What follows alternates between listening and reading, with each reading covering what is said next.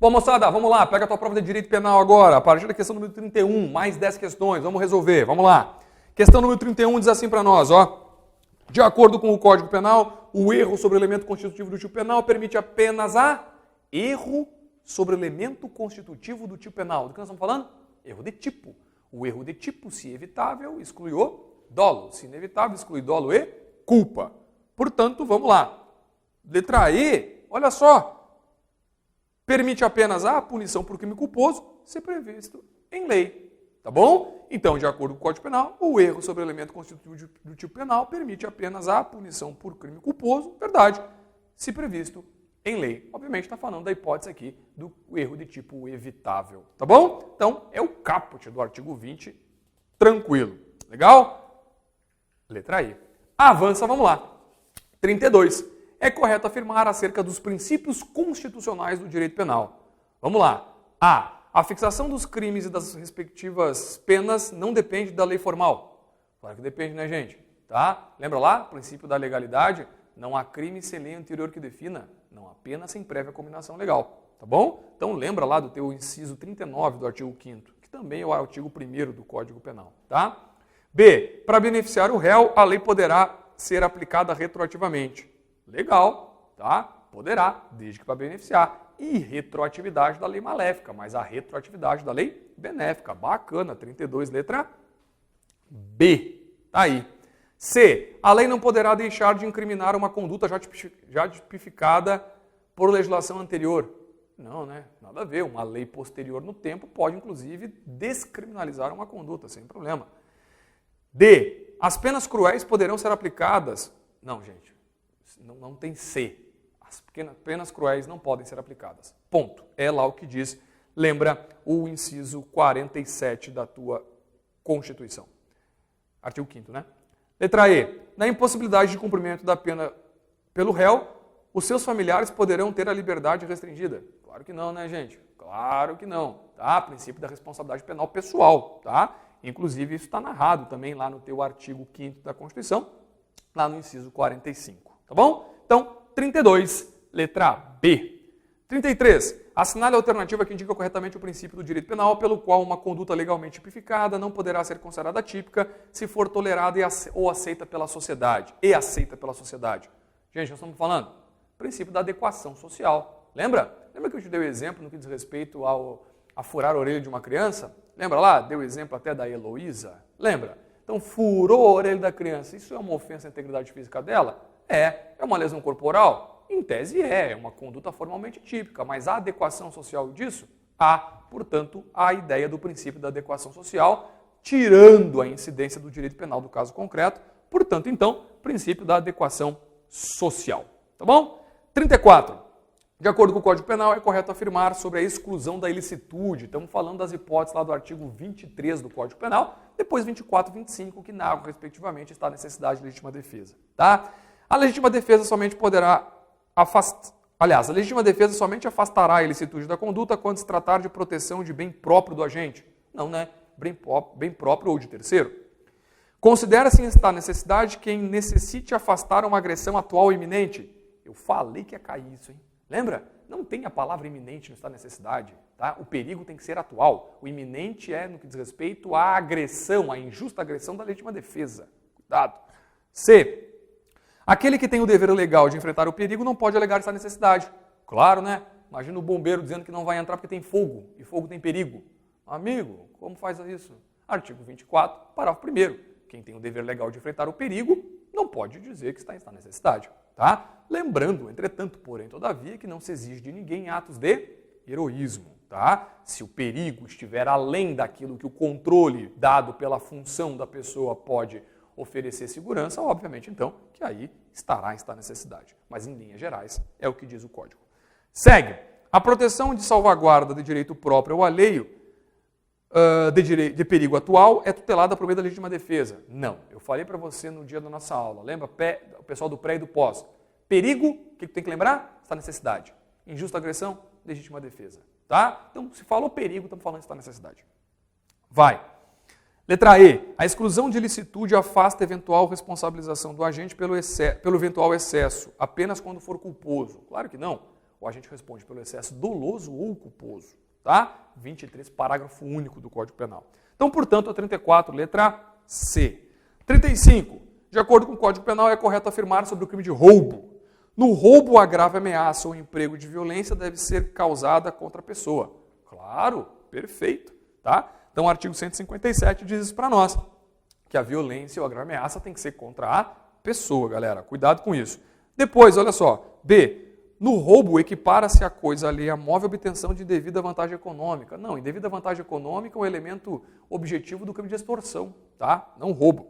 C. A ausência do emprego de arma branca ou de fogo afasta a consumação do roubo. Claro que não, né? A grave ameaça pode ser exercida por arma branca, arma de fogo ou qualquer outro instrumento, óbvio. Inclusive, lembra que depois o roubo circunstanciado, né, que tem aumento de pena, é com o emprego de arma, ponto. Pode ser qualquer arma. Cuidado. D. Somente ocorre a prática do crime de roubo quando configurada a restrição da liberdade da vítima. Não. A restrição da liberdade da vítima é uma forma que, inclusive, agrava a pena, ok? Torna o crime circunstanciado, mas não necessariamente.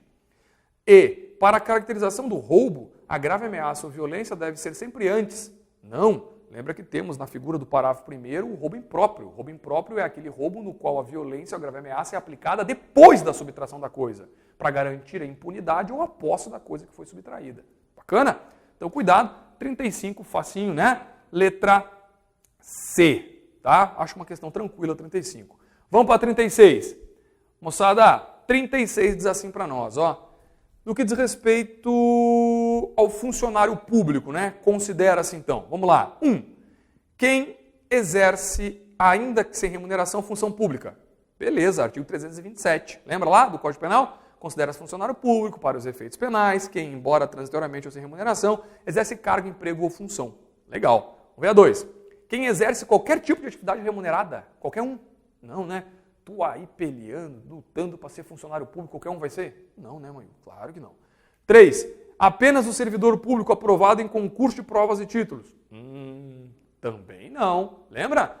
Tem pessoas que não fizeram concurso, mas podem ser funcionários públicos para efeitos penais porque desempenham um cargo, um emprego, um mandato ou função pública. Lembra do mesário, né? Lembra do jurado, tá? Lá no tribunal do júri. 4. Aquele que exerce unicamente cargo ou emprego público. Não, também tem a função pública. Tá? Viram que a questão gerou sobre a mesma ideia, né? Se eu estava com a ideia na cabeça, eu acertava as 4. Portanto, aqui a única correta é a número 1, que isso dá para nós o gabarito letra A. 37. De acordo com o Código Penal, o agente que, se valendo da condição de servidor público, patrocinar... quem patrocina? Falamos isso na aula. Quem patrocina é advogado, lembra? O advogado é o patrono da causa. Então, servidor público que patrocina direto ou indiretamente interesse privado perante a administração pública. Rapaz, lembra de um crime que tem a palavrinha advocacia? Tá lá. Portanto, advocacia administrativa, tá? Artigo 321 do Código Penal. Tá aí, ó. Patrono, patrocinar, advocacia administrativa, crime praticado por funcionário público. 38. Vamos ver. A 38 diz, é correto afirmar sobre a infração penal. A infração penal somente poderá ser cometida por pessoa física. Não, né? Sujeitos do crime, pessoa física ou jurídica. Lembra? Crimes ambientais podem ser praticados por pessoa jurídica. B. O Estado sempre será sujeito passivo formal de um crime. Tá certo. Por quê, gente? Porque o crime sempre interessa o Estado. Falamos disso lá na nossa primeira aula, quando eu disse a vocês que numa evolução do direito penal, né, o Estado se interessa por aquilo que é conduta que ofenda o interesse da comunidade. Então, sim, o Estado sempre está como sujeito passivo de um crime. Tá? Portanto, o Estado investe dinheiro público, instrumentos públicos para tutelar o crime porque ele se interessa por isso. C. Apenas bens materiais poderão ser objeto de infração penal? Claro que não. Também valores que não podem ser materializados podem ser objetos de crime. Exemplo clássico, né? Crimes contra a propriedade imaterial, por exemplo. Enfim. Letra D. A infração penal poderá ser praticada de forma isolada. Aliás, a infração penal não poderá ser praticada de forma isolada por um agente. Claro que sim, né, gente? Crimes podem ser unissubjetivos ou plurissubjetivos, de concurso eventual, de concurso obrigatório. Enfim. Letra E. O sujeito ativo de uma infração penal é o titular do bem jurídico lesado.